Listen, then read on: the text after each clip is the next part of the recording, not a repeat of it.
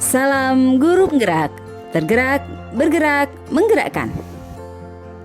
Halo, perkenalkan, saya Nimade Saryase SPD MPD, calon guru penggerak angkatan 8 dari SMA Negeri 1 Mengui, Kabupaten Badung, Provinsi Bali.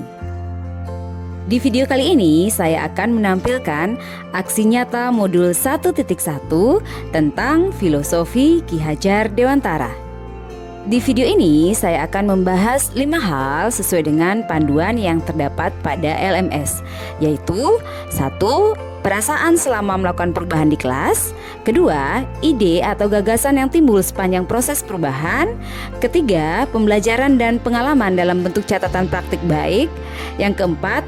Foto bercerita dari seluruh rangkaian pelaksanaan yang terdiri dari perencanaan, penerapan, dan refleksi. Dan yang 5. Testimoni dari rekan guru dan murid yang terlibat dalam proses perubahan yang dilakukan. Pertama, perasaan selama melakukan perubahan di kelas. Selama mengikuti pendidikan guru penggerak, saya merasa yang pertama, pandangan saya bahwa murid merupakan kertas kosong yang datang tanpa pengetahuan apa-apa dalam dirinya adalah salah besar.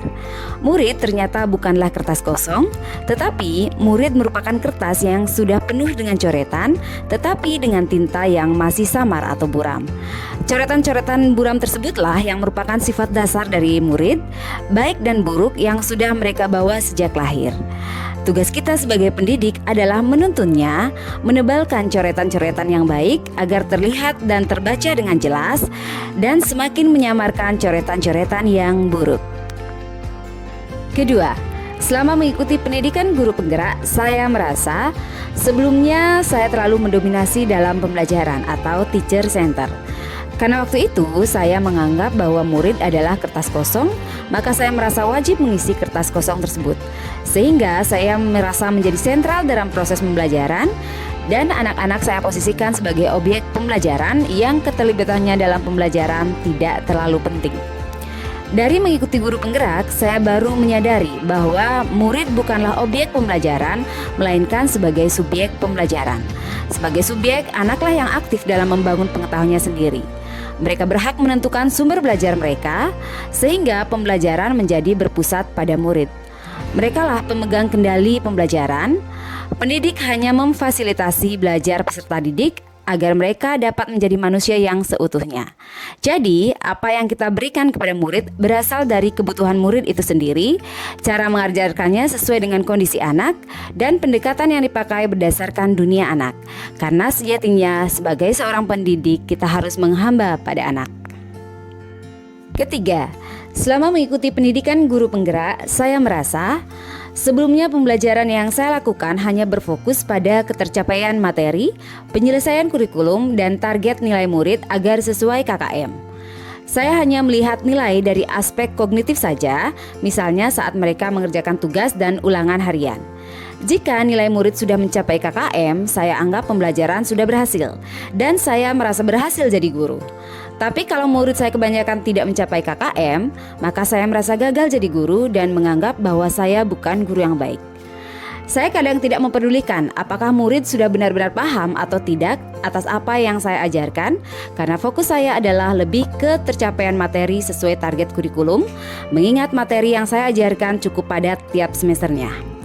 Saya tidak peduli murid telah siap menerima materi lanjutan atau tidak, melainkan cenderung mengejar materi yang harus dituntaskan, dan akhirnya kembali lagi kepada cara terpraktis, yaitu metode ceramah. Padahal seharusnya dalam penilaian kita tidak boleh hanya menilai pengetahuan saja, tapi juga harus dapat menilai sikap dan keterampilan, karena ketiga penilaian ini merupakan satu kesatuan yang tidak dapat dipisahkan untuk menentukan keberhasilan murid. Dalam pembelajaran, yang penting bukan penyelesaian kurikulum dan ketuntasan belajar saja, namun bagaimana anak tersebut dapat mengembangkan minatnya sesuai dengan kodrat alam dan kodrat zaman. 4. Selama mengikuti pendidikan guru penggerak, saya merasa sebelumnya saya hanya menuntut anak atau menginginkan sesuatu dari anak tanpa contoh. Padahal seharusnya saya menuntun anak, yaitu mengarahkan anak dengan memberikan contoh teladan yang baik kepada anak. 5. Selama mengikuti pendidikan guru penggerak, saya merasa sebelumnya saya tidak memahami karakteristik murid yang berbeda-beda. Saya cenderung menyamaratakan kemampuan anak tanpa memahami karakteristik mereka masing-masing, karena saya belum mengenal tentang kodrat alam dan kodrat zaman. Saya melakukan pembelajaran yang sesuai dengan zona nyaman saya tanpa memperhatikan perbedaan anak. Saya lupa bahwa di tengah-tengah murid tersebut ada calon seniman yang tidak perlu mengerti fisika, ada calon pengusaha yang tidak butuh pelajaran sejarah atau sastra, ada calon musisi yang nilai kimianya tidak akan berarti, ada calon olahragawan yang lebih mementingkan fisik daripada fisika, ada calon fotografer yang lebih berkarakter dengan sudut pandang art yang tentunya ilmunya bukan dari matematika.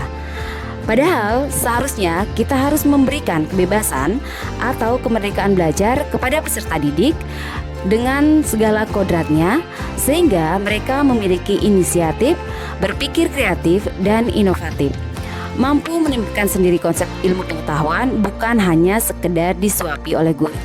Karena murid memiliki karakteristik yang berbeda-beda, murid memiliki bakatnya masing-masing. Ada yang bakatnya jadi dokter, pengusaha, seniman, atlet, dan lain-lain. Dan berhentilah menganggap bahwa murid yang pintar pasti akan sukses. 6. Selama mengikuti pendidikan guru penggerak, saya merasa sebelumnya saya yakin bahwa pembelajaran yang baik itu harus di kelas. Kelas menurut saya merupakan tempat yang sudah disiapkan untuk belajar, sehingga di kelas anak akan lebih konsentrasi. Padahal belajar seharusnya tidak harus di kelas, anak juga perlu berinteraksi dengan lingkungan. Apa yang mereka pelajari harus mempunyai korelasi dengan kehidupannya, sehingga pembelajaran yang kita laksanakan akan berguna bagi kehidupannya di masyarakat. Dari apa yang sudah diuraikan tadi, maka lahirlah ide atau gagasan yang timbul sepanjang proses perubahan. Yang pertama, merancang pembelajaran yang interaktif dan menyenangkan dengan melibatkan peserta didik sesuai dengan metode student center dengan menggunakan perkembangan teknologi dalam pembelajaran. Kedua, melakukan penilaian selama proses pembelajaran, tidak hanya berfokus pada hasil akhir pembelajaran. Ketiga, menerapkan sistem AMONG atau pendidikan yang menuntun, bukan menuntut. Keempat, pembelajaran yang sesuai dengan kodrat alam dan kodrat zaman. Dan yang kelima, menerapkan belajar bisa di mana saja dan tidak harus di kelas. Menerapkan pembelajaran konseptual yang menjadikan lingkungan dan kearifan lokal sebagai sumber belajar. Kemudian kita lanjutkan dengan poin yang ketiga, yaitu pembelajaran dan pengalaman dalam bentuk catatan praktik baik. Yang pertama, melaksanakan pembelajaran berpusat pada siswa. Kedua, menuntun anak agar memiliki karakter yang baik melalui pembiasaan positif setiap harinya. Dan yang ketiga, mengaplikasikan perkembangan teknologi dalam kegiatan pembelajaran. Poin keempat yang kita bahas adalah foto bercerita dari seluruh rangkaian pelaksanaan, yaitu perencanaan, penerapan, dan refleksi. Pada tahap perencanaan, yang saya lakukan adalah berdiskusi dengan teman sejawat yang sama-sama mengampu pelajaran fisika dalam pembuatan RPP juga. Kemudian pada tahap penerapan, saya melakukan apersepsi sebelum memulai pembelajaran yang terdiri dari mengucapkan salam, memeriksa kehadiran siswa, berdoa sebelum memulai pembelajaran. Om Swastiastu. Ada yang tidak hadir hari ini? Oh, nihil, oke. Oke, sebelum kita memulai pelajaran hari ini, seperti biasa, marilah kita berdoa dulu sesuai dengan agama dan kepercayaan kita masing-masing agar pembelajaran hari ini berjalan dengan lancar. Berdoa, mulai. Selesai. Seperti yang sudah Ibu share di grup WA kelas waktu ini, materi kita hari ini adalah hukum. Adapun tujuan pembelajaran kita hari ini adalah dengan flip. Pernahkah kalian lihat pegas? Di mana? Pulpen. Misalnya kita bayangkan ini adalah pegas. Kemudian di pegas ini Ibu berikan gaya, Ibu berikan beban. Kira-kira apa yang terjadi dengan pegas ini? Dari video yang sudah Ibu share ke kalian, juga materi yang sudah Ibu share ke kalian tentang hukum HUK itu, adakah di antara kalian yang belum memahami materinya? Ada yang mau bertanya? Ya, silakan Anggun. Saya mau bertanya di video yang Ibu share. Siapa yang bisa menanggapi? Silakan Dini. saya itu merupakan rumus yang sama. Oke, tepat sekali ya apa yang dikatakan sama Dini, bahwa delta L itu sama dengan delta X. Sehingga rumus hukum Hooke bisa ditulis K dikali delta L, atau boleh ditulis juga dengan K dikali delta X. Oke, tepuk tangan untuk Dini. Ada lagi yang mau bertanya? Karena tidak ada lagi yang mau Kemudian bertanya, dilanjutkan sekarang dengan Ibu berikan melakukan kesempatan kegiatan kepada pembelajaran kalian yang untuk unik dan berkumpul dengan menyenangkan, kelompoknya di mana masing-masing murid di tiap untuk kelompok menjawab berkolaborasi LKPD yang nanti akan dan Ibu aktif dalam bagikan. diskusi. Waktu menjawab Kemudian cuma dilanjutkan 10 menit dengan ya. presentasi tiap Oke, kelompok, silakan. memberi penguatan terhadap hasil diskusi, menyimpulkan materi, melakukan evaluasi, dan Sudah selesai? menutup pelajaran. Ya, karena waktu sudah habis, jadi waktu diskusi Ibu akhiri. Siapa kelompoknya yang mau maju ke depan untuk presentasi? Oke, semua siapa ya? Oke, kelompoknya Ayu Frida, silakan presentasikan hasilnya ke depan. Dalam diskusi kami menyimpulkan 4 poin penting. Yang pertama yaitu hukum Hooke dapat dirumuskan dengan Ada pertanyaan untuk kelompoknya Ayu Frida? tidak Bu. Oke, dari apa yang sudah kita bahas hari ini, siapa yang bisa menyimpulkan? Coba Dini. Kesimpulan materi untuk hari ini, Oke, tepuk tangan untuk Dini. Oke, karena waktu kita sudah hampir habis, sekarang waktunya kita untuk melakukan kuis ya. Silakan keluarkan HP kalian. Link soal kuisnya sudah Ibu bagikan di grup WA kelas ya. Silakan dicek. Silakan kalian kerjakan dalam waktu 5 menit. Mulai sekarang. Sudah selesai? Oke, karena waktu kita sudah habis, jadi kuisnya sudah berakhir ya. Untuk pelajaran minggu depan kita akan membahas materi soal-soal terkait dengan elastisitas. Untuk video pembelajaran dan materinya sudah Ibu kirim di grup WA kelas. Silakan kalian pelajari dan catat seperti biasa ya. Oke, Ibu akhiri dengan selamat pagi. pada asana Parama Santi. Oh, Santi. Oh. Dari hasil pembelajaran tersebut, maka saya harus melakukan refleksi terhadap apa saja yang menjadi tantangan dan solusi agar pembelajaran berikutnya menjadi lebih baik lagi. Adapun tantangan yang saya temukan adalah yang pertama, masih ada beberapa murid yang tidak mau bekerja sama dengan temannya, hanya diam saja mengandalkan teman. Yang kedua, masih ada beberapa murid yang malu-malu saat presentasi ke depan kelas. Kemudian solusi yang saya tawarkan adalah yang pertama, melakukan pembimbingan secara personal dan memotivasi siswa agar lebih aktif dalam pembelajaran. Yang kedua, melatih mereka untuk berani berbicara di depan dengan membiasakan melakukan kegiatan serupa agar terbiasa dalam presentasi. Dan ini adalah bagian terakhir yang kita bahas, yaitu testimoni dari guru dan murid.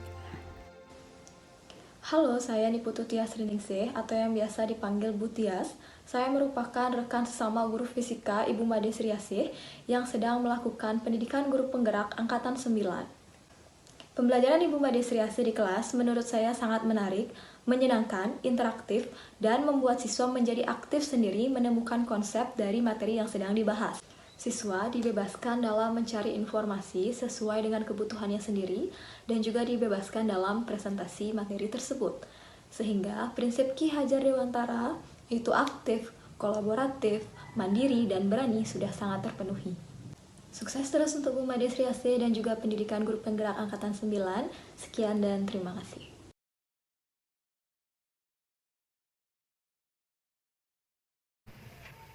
Om Swastiastu.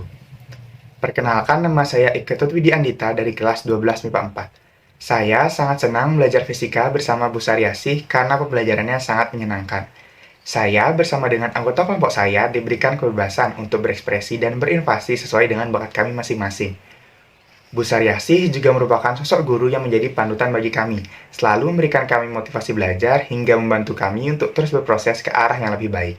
Kami menjadi tidak takut lagi dengan pelajaran fisika yang selama ini kami pikir bahwa pelajaran fisika adalah pelajaran yang sangat menakutkan. Tetapi setelah bertemu dengan Bu Sariasih, akhirnya kami menyadari bahwa pelajaran fisika ternyata sangat menyenangkan. Terima kasih Bu Sariasih karena telah mengajar kami dengan perkenalkan pelajaran fisika yang sangat menyenangkan. Om Santi Santi Santi Om. Terima kasih sudah menyaksikan video saya. Setiap orang menjadi guru, setiap rumah menjadi sekolah. Salam guru penggerak.